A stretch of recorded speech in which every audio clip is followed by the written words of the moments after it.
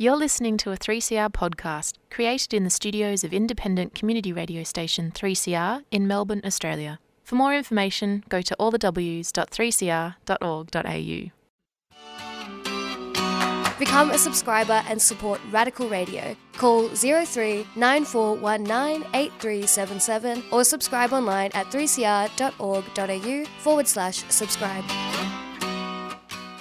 Blood destruction, sorcerer of death's construction, in the fields of bodies burning,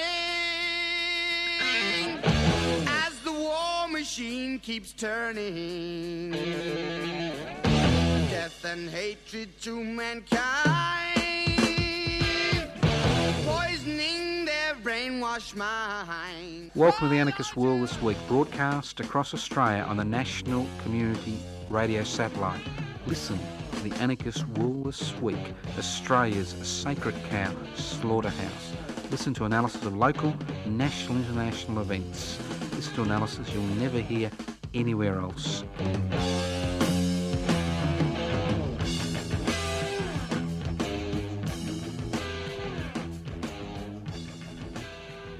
Welcome to the Anarchist World This Week, broadcast across Australia from the studios of Melbourne's Community Radio 3CR via the Community Radio Network. My name's Joseph Toscano. I'm hosting today's program. If the drug dealer next door knocks on your door for a cup of sugar for his meth lab, don't despair.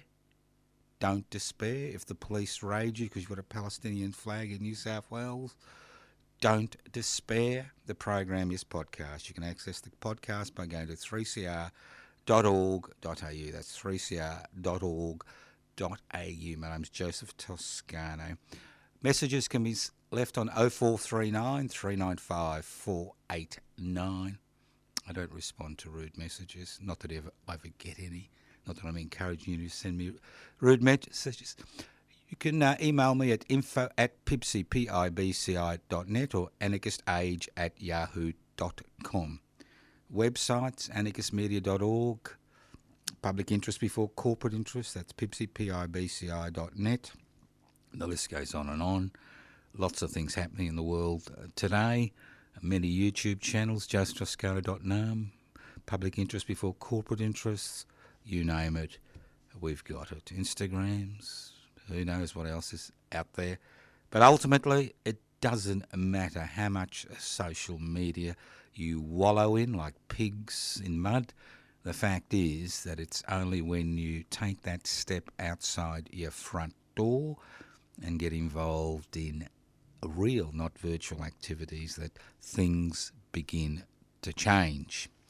For anyone anarchy is all about, anarchos without rulers. What's a society without rulers? Well, it's not without rules. Rulers have the ability to determine the lives of billions of people. What gives rulers the ability to determine the lives of billions of people, as we see around the world on a day-to-day basis? Inequalities in power and wealth. So the anarchist struggle is the struggle to devolve power, that's shared power, and the struggle to hold wealth in common. So if you're involved in that struggle, whether you're an anarchist, whether you describe yourself as an anarchist or not, you have the mark of Cain. Now, just in case, we did put out some, I know this sounds very crass, but we did put out some anarchist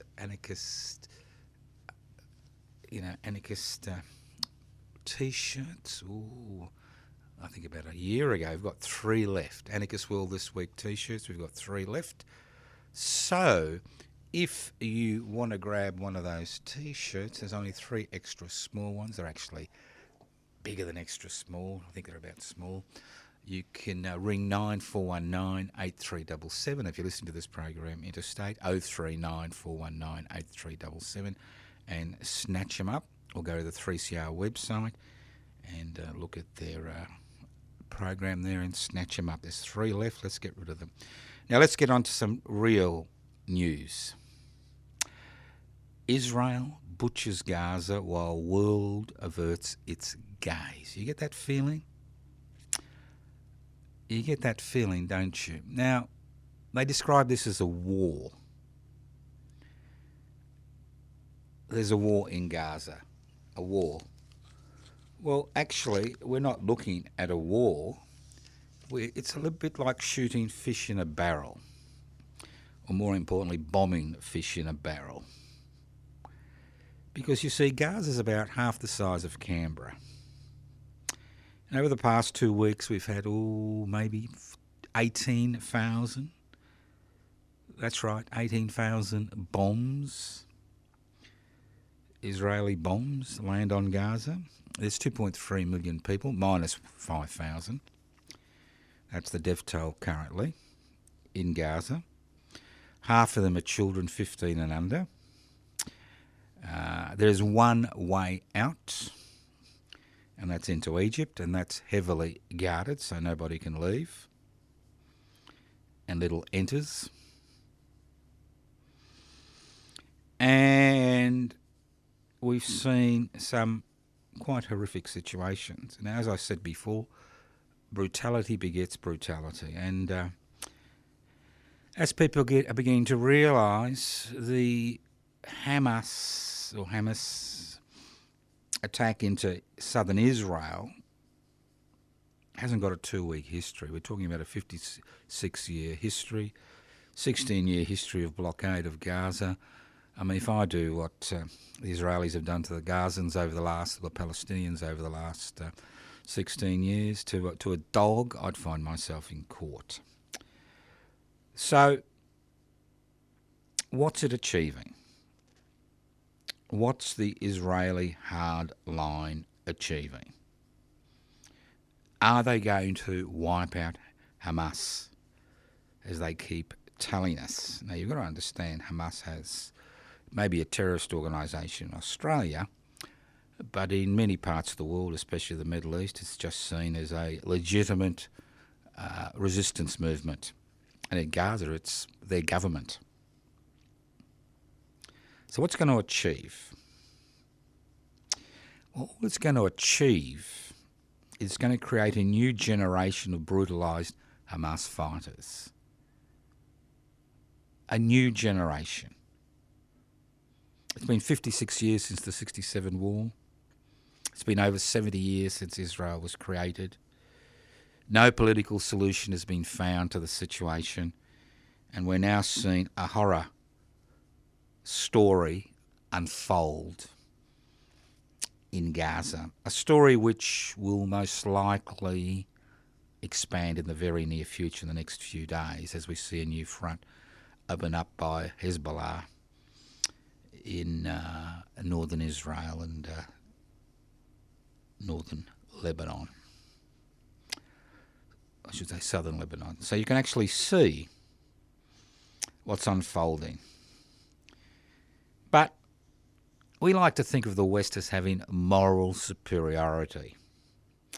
You know, when the Chinese imposed a more authoritarian rule in Hong Kong, we were all aghast at the brutality of the Chinese Communist Party. Although there weren't thousands dead in the streets of Hong Kong, there weren't tanks in the streets of Hong Kong, and there weren't planes bombing the hell out of Hong Kong, which is a bit bigger than Gaza. But when 2,000 Palestinian children have been blown to bits in the past 2 weeks in Gaza by the Israeli military, ho-hum. See, we've got bigger issues to look at, bigger issues to get worried about, bigger issues to debate in this country. We've got the 100th anniversary of Vegemite. That's a big issue to worry about. And then we've got a cartoon of a pixelated naked Victorian Premier on a catwalk. That's a huge issue we need to worry about. But 2,000 Palestinian children blown to bits in Gaza, well, in the last 2 weeks, ho-hum. That's the price they need to pay, isn't it? That's the price. Now, it's interesting to see the so-called moral superiority which the West and the USA and the State of Israel trades on is being rapidly eroded as people begin to understand that the war in Gaza, as I said before, is like bombing fish in a barrel.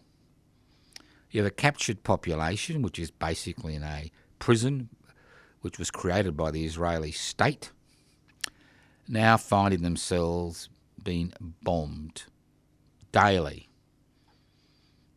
Thousands killed. Now, obviously, this is the Israeli response to the Hamas surprise attack. But you really wonder where the Israeli security authorities were and the Israeli armed forces were, that such atrocities were able to occur. Quite an extraordinary situation when you think about it. So will there be war in Gaza? Well, there'll be slaughter in Gaza. I wouldn't describe it as war. I mean, usually when you have war, you have, two military forces facing each other. This is more like, as I said before, shooting or bombing fish in a barrel. And all that will come out of it at the end of the day, once a ceasefire comes into place, and a ceasefire will come into place, because of the rising tide of anger in the world. When you see the Chinese foreign minister call in the Israeli ambassador for addressing down, you begin to understand that people around the world are beginning to take interest. When you see the head of the United Nations say that the Hamas atrocities didn't occur 2 weeks ago, that there is a history to the creation of that situation in Gaza, you begin to understand. And when you realise that Israel has only got about 9 million people, it's surrounded by about 500 million Arabs, it is in a parlous situation. And if a new front opens up in Lebanon, and I expect that to open up in the next 48 hours, they'll be under a lot of military pressure. And that's why we saw Mr. Biden in Israel a few days ago. But the fact is that we are involved. It's no use averting our gaze to the horrific pictures which have come out of this situation, both in southern Israel and currently in Gaza over the last 2 weeks. It's hard to look at. It's hard to think about it. But if we turn our eyes and we don't think about it, and we don't do something about it, and we don't raise it, and we don't discuss it, it will continue ad nauseum. It's only through public pressure, external pressure, which is actually placed on the Israeli state, that this type of situation will lead to a ceasefire initially and eventually to a two-state settlement. Because the current Israeli government seems to think that it has the never-ending support of the world and it enjoys a moral superiority, but its actions in Gaza have destroyed any so-called moral superiority it had as a consequence of the Holocaust, which I said before had nothing to do with Palestinians, although they are now being asked by Europe, which was responsible for the Holocaust, to actually to pay the price, to pay that price. As I said before, it's interesting. Mr. Albanese, the Australian Prime Minister, little Albo I call him, he's gone to the United States. He's trying to get the submarines, AUKUS submarine deal passed through Congress, which is a little bit of a quagmire currently because the Republicans can't even agree on, electing a leader of Congress, so they can't actually pass any legislation. That's the way it goes. Although Mr. Biden, wants $100 billion for Ukraine and Israel, He can't quite get his hands on it. So little Albo, on behalf of the Australian people, has gone to the big smoke. And usually when you're a little Albo or little Australia and you go to United States cap in hand, you expect them to buy you lunch, don't you? You expect them to give you the big military parade and buy you lunch and allow you to address Congress. Well, you can't address Congress because they haven't got a congressional leader. So that's gone. And Mr. Biden has actually asked little Albo on behalf of the Australian people to buy him a Middle Eastern lunch. And that Middle Eastern lunch was announced today, this morning, as I speak. Australian airplanes, I think only 2 initially. That's how it happened in Vietnam in the 60s. Remember, just advisors. And then 503 Australian dead, 3 million Vietnamese dead, almost 50,000, US troops dead, and 50 years later, Vietnam gets a tick of approval from Mr. Biden, who visited Vietnam, very important partner in the struggle against China. So see how things have changed. So little Albo has bought Biden of the USA a Middle Eastern lunch, a few planes, and an unknown number of Australian troops. Reminds you of Iraq, does it? That disaster? Do we expect these Australian troops to find themselves in northern Israel, fighting with the Israeli army against the Hezbollah onslaught, which will begin in the next 2 or 3 days? Do we expect the Australian Air Force to be involved in bombing campaigns as this little disaster hots up because of the intransigence and the activities of the Israeli government? Do we expect more and more Australian troops to be sent as the price of our alliance with the US of A? You see, what Australia has forgotten, the lesson of World War II, the lesson of Curtin and Chifley, that when push comes to shove, we're on our own.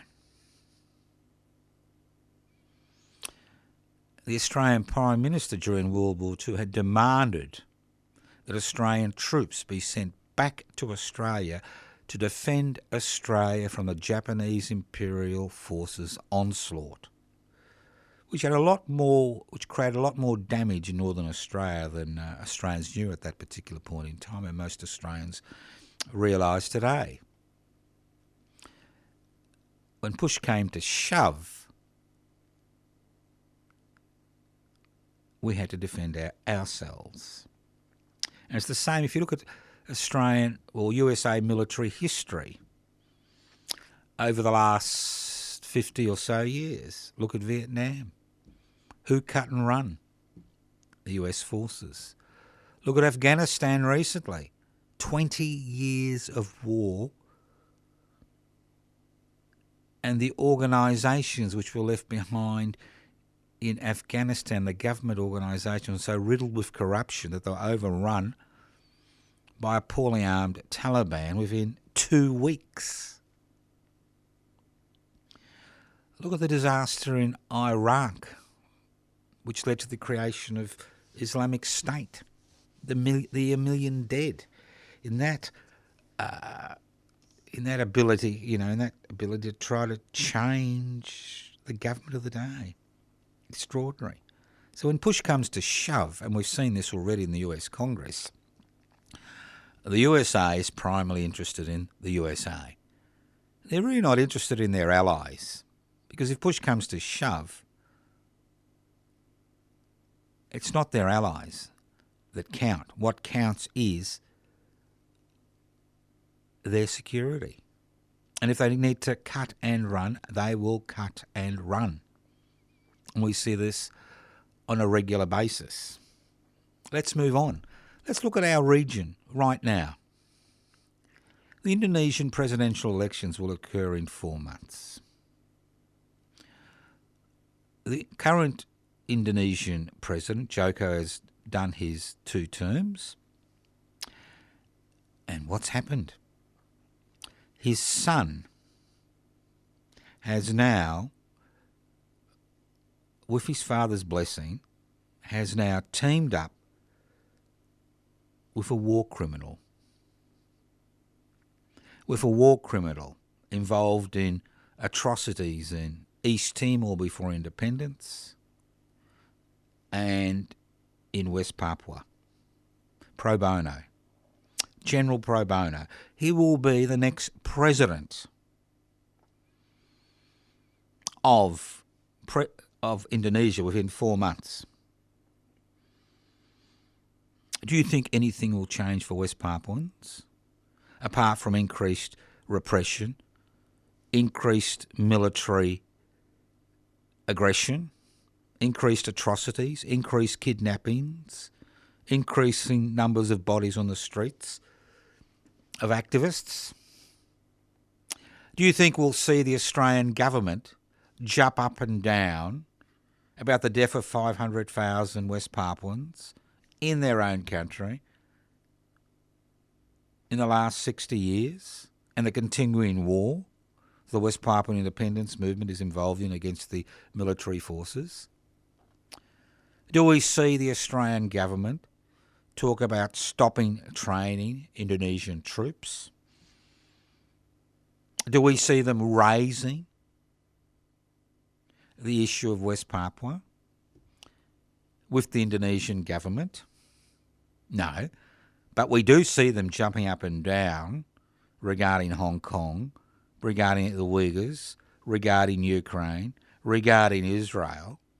But 70 kilometres from our borders, the Australian border, 70 kilometres, not 10,000 kilometres, where we're sending troops now, but 70 kilometres, with the election of a war criminal as the next president of Indonesia, who will obviously continue that repressive course in West Papua. Do we see the Australian government or the Australian opposition, that great Australian opposition, do anything? Say anything? Of course not. Extraordinary. What moral superiority?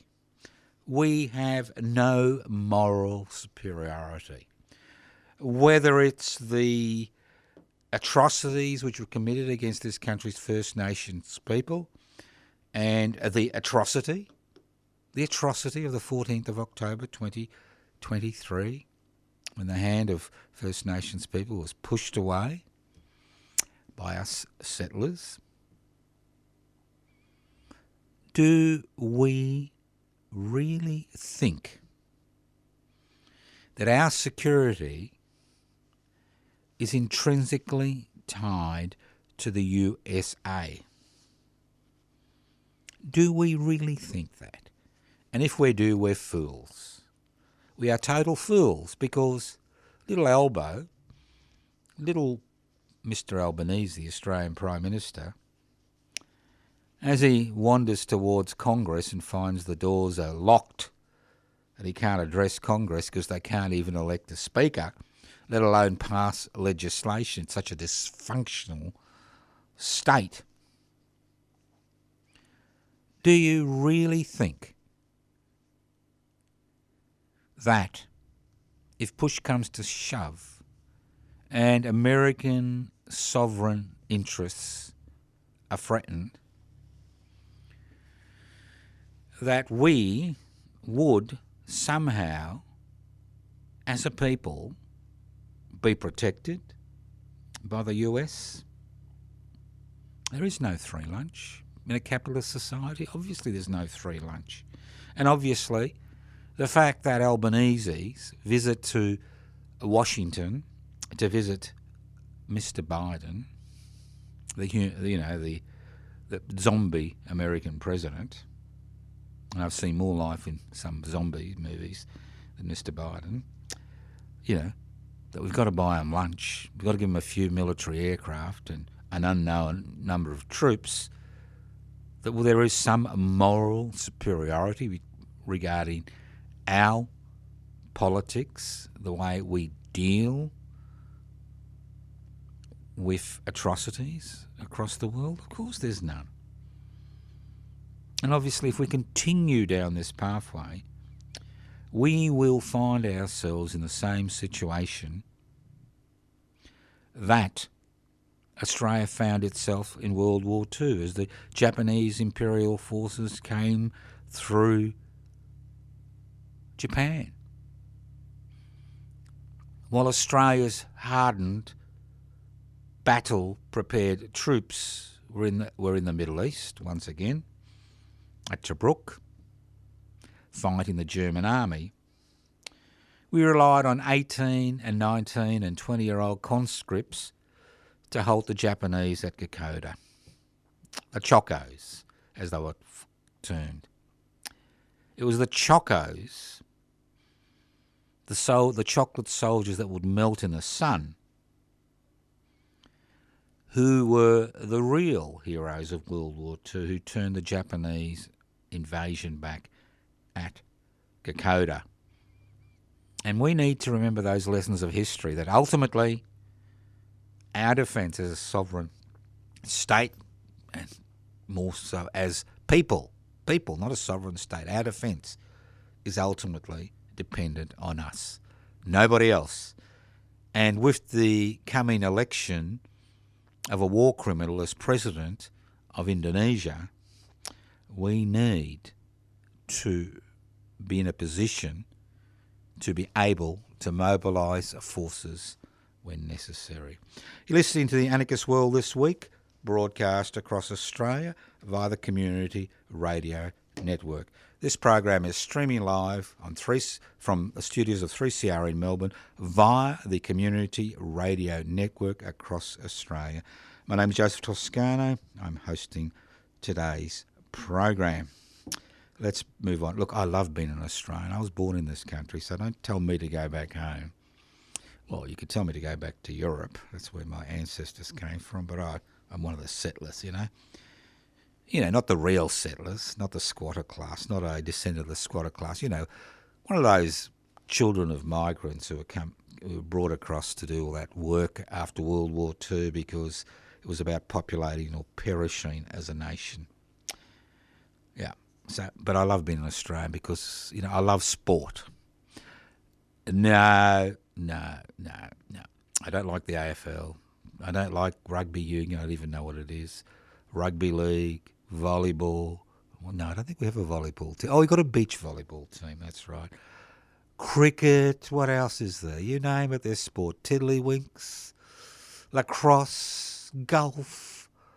Wow.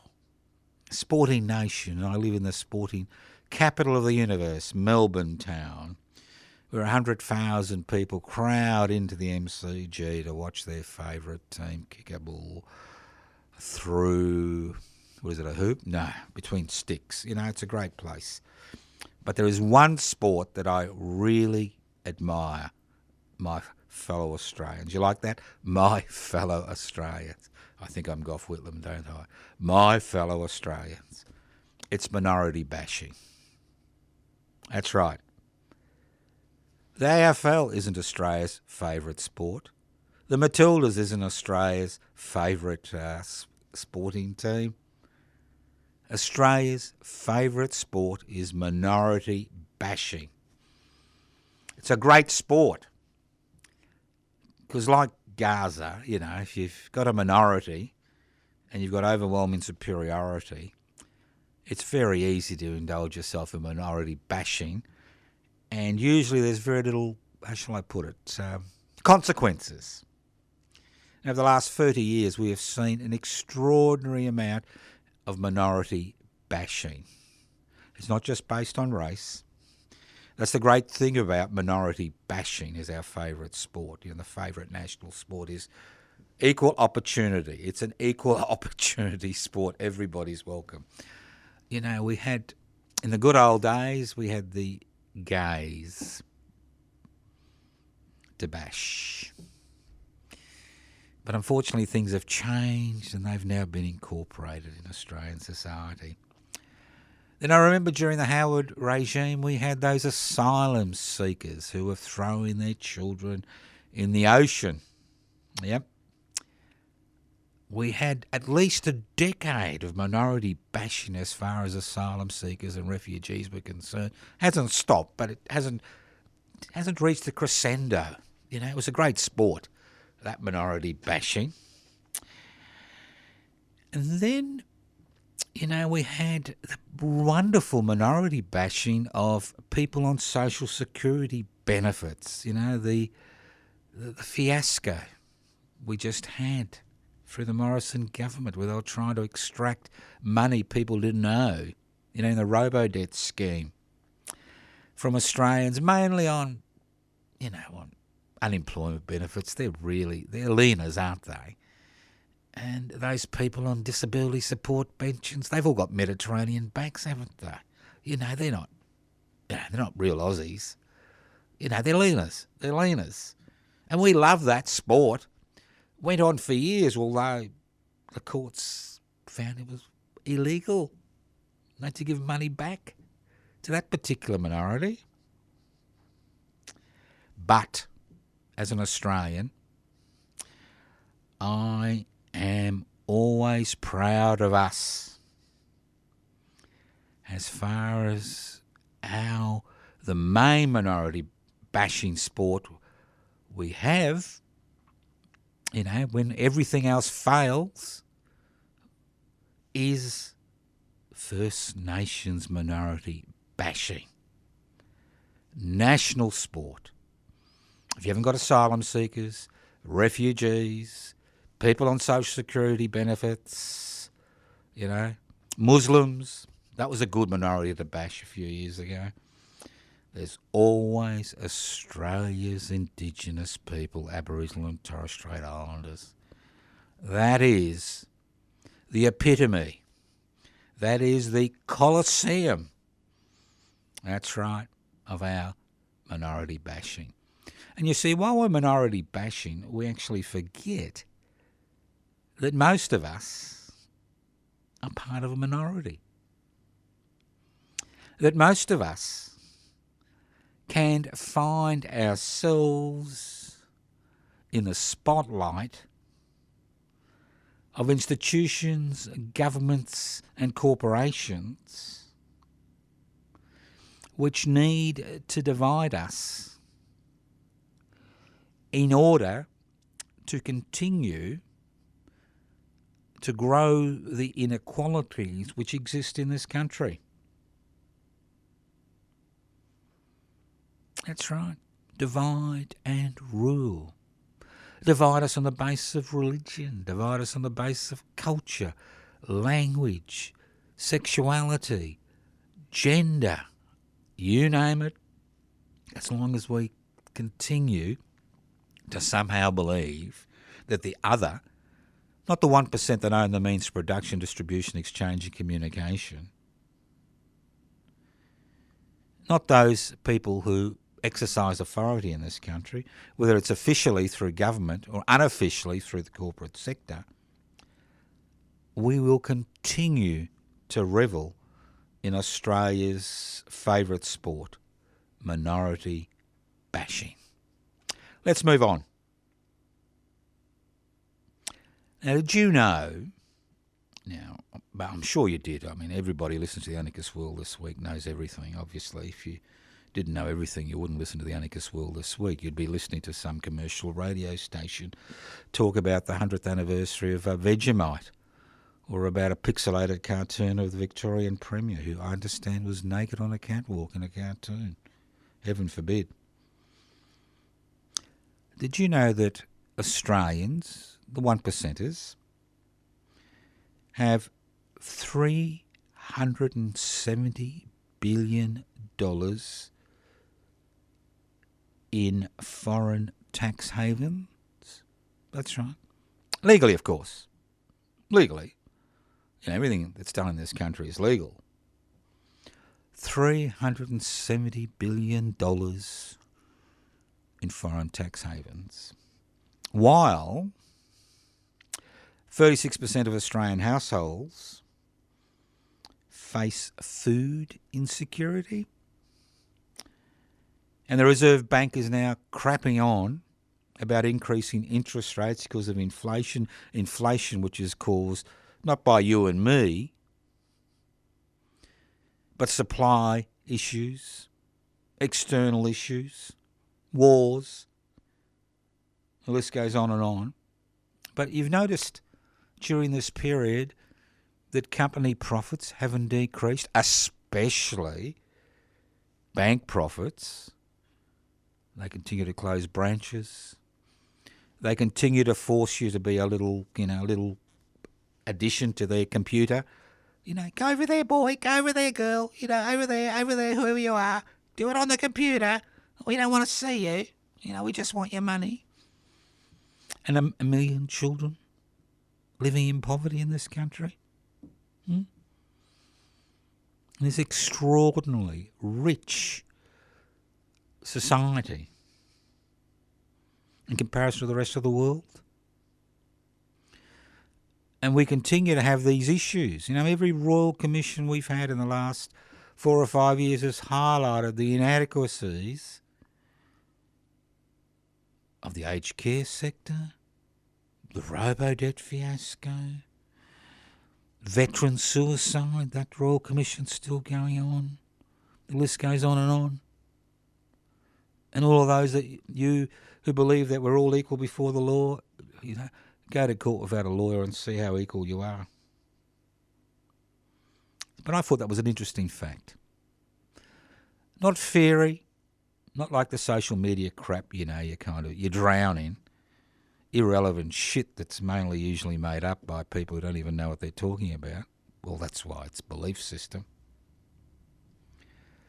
$370 billion held in foreign tax havens by the 1% of Australians who own the means of production, distribution, exchange and communication, while 36% of households face food insecurity, and with the real possibility of increasing interest rates, we will see this problem escalate. But what will we do?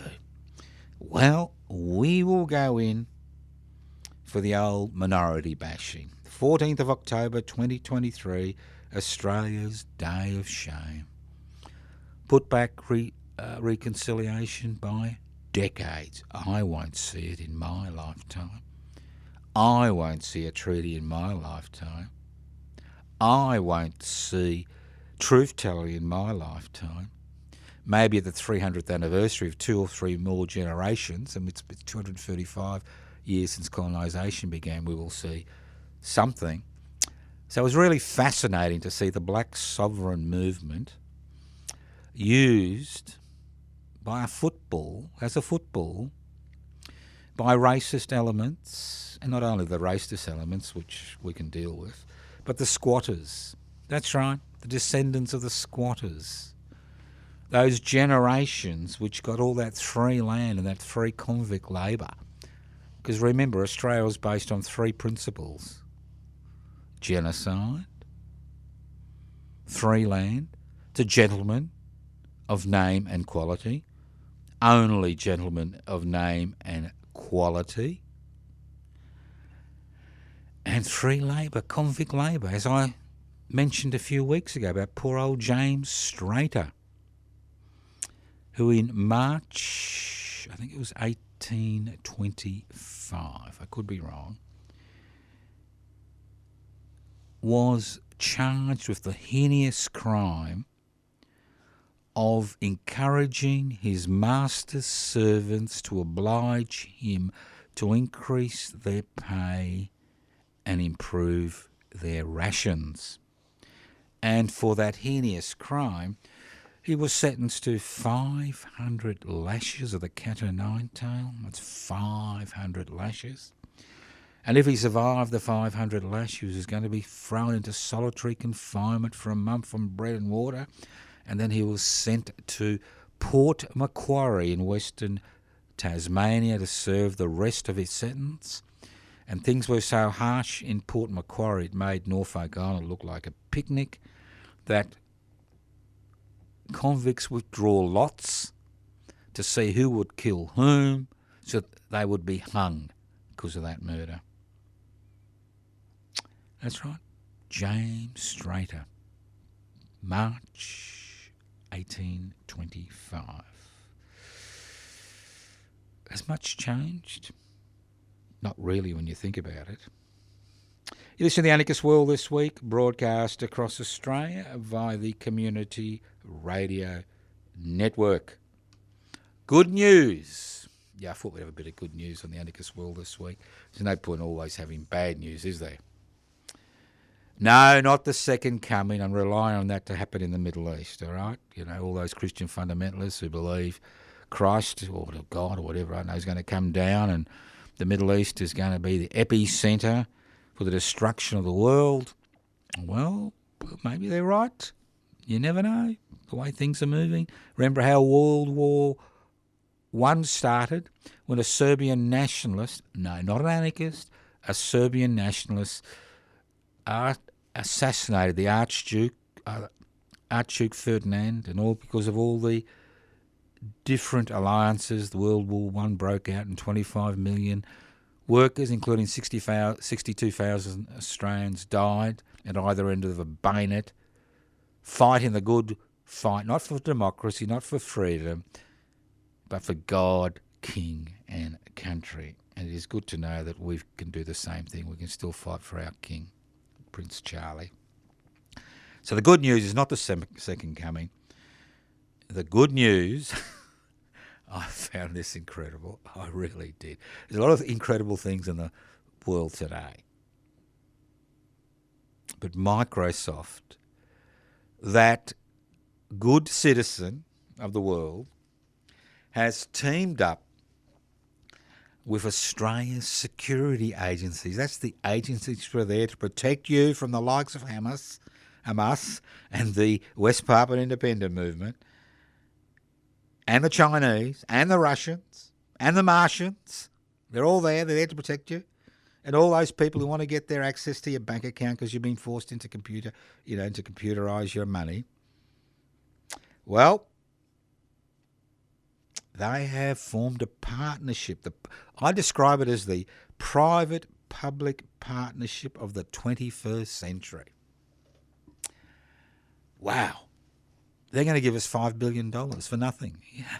Microsoft, a corporation which relies on creating ever-increasing profits for their major shareholders, and gave you, the little Australian people, that's right, us, the little people, $5 billion, and they're going to team up with Australia's security agency. And guess what? They have the naming rights. You know, when you go to a big sporting event, the Melbourne Cup, Lexus Melbourne Cup, whatever, they've got a naming right. You go to a stadium, you sell the naming right. Well, they've got a naming right, the Microsoft whatever, cyber security shield, whatever it's going to be called, because of our public. I'm thinking, what? Haven't we even got enough resources to actually create our own security screen as far as the World Wide Web is concerned? Haven't we got the expertise, the people, the finances?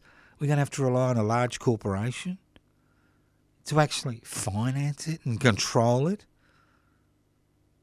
We all talk about TikTok and the Chinese, the Chinese government having access to information. But how about Microsoft having access to all that security details? Come on. It was almost universal acclaim, universal support. The media hacks fell over themselves, telling us what a great, good news story this was. I thought it was the second coming. I thought Israel had started using nuclear bombs in the Middle East. I thought God, or Jesus Christ, his son, was going to come down and save all of us. I was going to become a Pentecostalist. I think that's how you pronounce it. I was waiting for the good news, but the good news was we've teamed up with a corporation to try to maintain security for Australians to protect their data. Now that we've been forced by government departments, corporations, banking institutions, financial institutions to hand over all our data, which they hold for indefinitely. And then when it's hacked, placed on the black web, sold for a pittance, people shrug their shoulders and say, well, that's the price we pay. But now, the good news, Microsoft and Australia's security agencies are going to combine. That's right, combine to protect you and me, to protect little you and me from theft. I am so excited by this good news.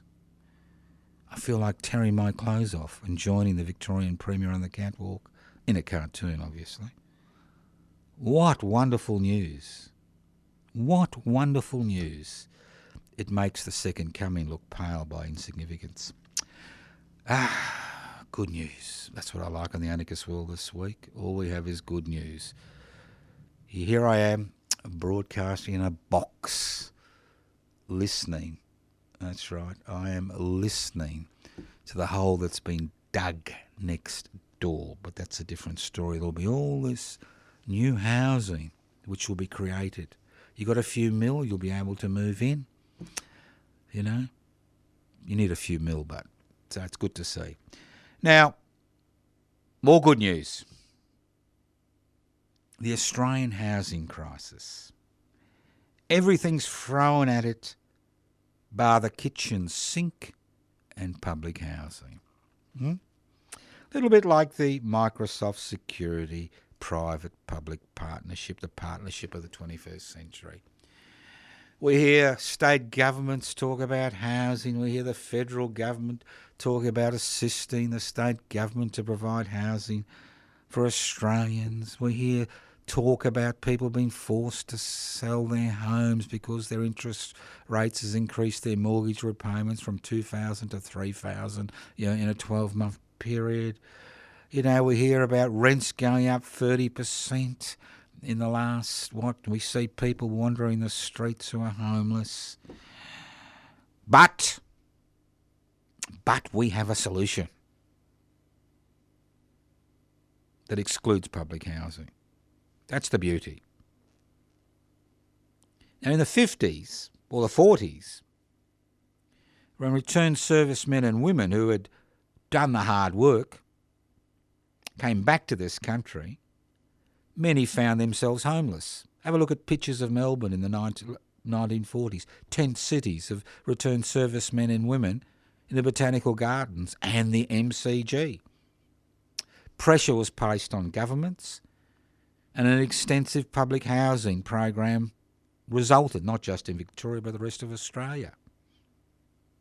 Returned servicemen and women had, unless you're an Aboriginal or Torres Strait Islander, let's get this right, because minority bashing was a big sport then, had access to what they call defence housing at very reduced interest rates. Public housing, reduced interest rates, which they bought over time.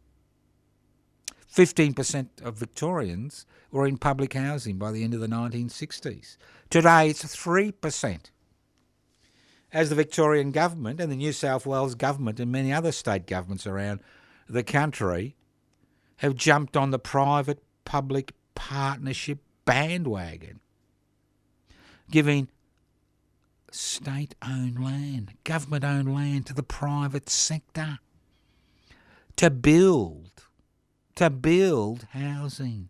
90% goes to the developer, 10% goes to the social, affordable community sector. No public housing. Public housing gives people security of tenure. And those of you who are listening to this program who rent know how important security of tenure is. Not a year-to-year rental agreement. Over 40% of Germans live in public housing. Austrians, I think it's 50%. Australians are paying, on average, I think about 16.7% of their income to service mortgage repayments in this country, while Italians pay 4.6% of their income to service their mortgages. And we have our Reserve Bank governor, talk about the need for increasing interest rates because of inflation, which is not of our own doing. And we as a people, those of us who are not part of the 1% that own the means of production, distribution, exchange or communication, or the 8% that are part of the investment class that has enough disposable income after meeting their day-to-day costs to get involved in buying stocks and shares, a second home, which they can rent, and they can get tax advantages. What an extraordinary country we live in. Hallelujah. The second coming has come. I'm sure of it. You can get a tax deduction for owning a second home. You can get a tax deduction for owning stocks and shares. What an extraordinary country we live in. You pay voluntary taxation if you're a corporation. But if you're a small business person and you don't pay your tax on time or before time, as you're supposed to, bad luck. The Australian Tax Office will be on your back because you're a small fish. It's easier to catch small fish than big fish. And that's the nature of the country we find ourselves in the situation. We've allowed this to occur. We've allowed this to occur because we have all been mesmerised by Australia's favourite sport, minority bashing. But ultimately, we are all part of a minority. Ultimately, we are all paying the price for the situation today. Whether you're a First Nations person, whether you're an immigrant, whether you're an asylum seeker, whether you're a refugee, whether you're a wage earner, whether you're a small business person, we are paying that price. And we are expected to continue to pay that price without protesting. Walk into any financial institution, any bank, any shop, it says, treat our staff with respect. Well, isn't it about time that we were treated with respect? You and I were treated with respect. As I said before, in Gaza, brutality begets brutality. Respect begets respect. That's the reality. So you can continue to be an internet warrior, and if you get a sore finger, it's called clicked activism. There are medications you can use for that. You can continue to, be part of, I'm going to do something about that tribe, but never get round to doing it, You can continue to say, be part of, somebody should do something about that tribe. And I can understand that because we all feel powerless, but we're not powerless. Ultimately, change comes from you taking action. You've been listening to The Anarchist World this week, broadcast across Australia via the Community Radio Network. This program has been streaming live from the studios of 3CR in Melbourne. The program is a podcast. My name is Joseph Toscano. You can access the podcast by going to 3cr.org.au. You can leave messages on 0439 395 489.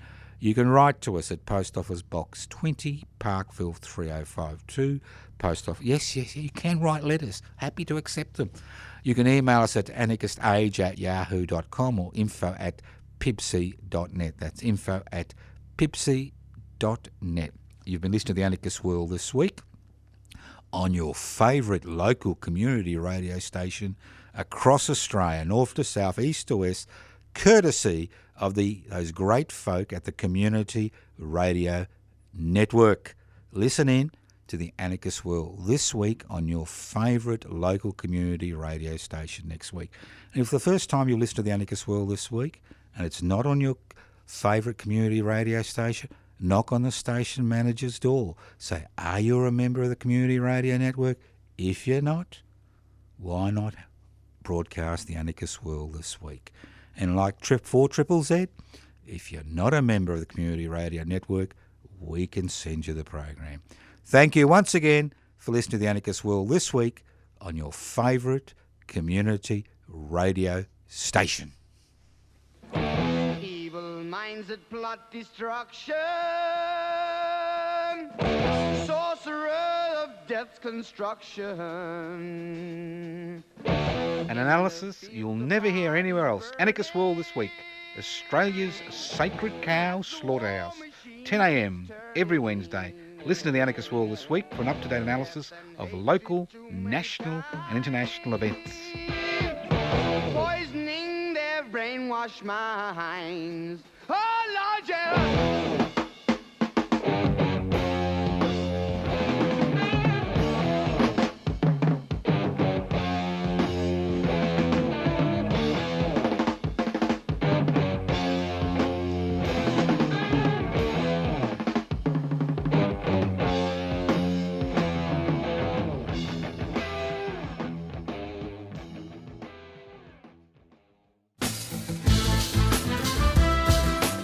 Are you a 3CR subscriber?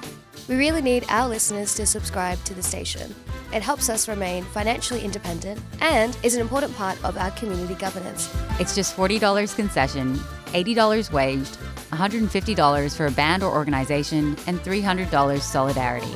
Become a 3CR subscriber today. 3CR Radical Radio.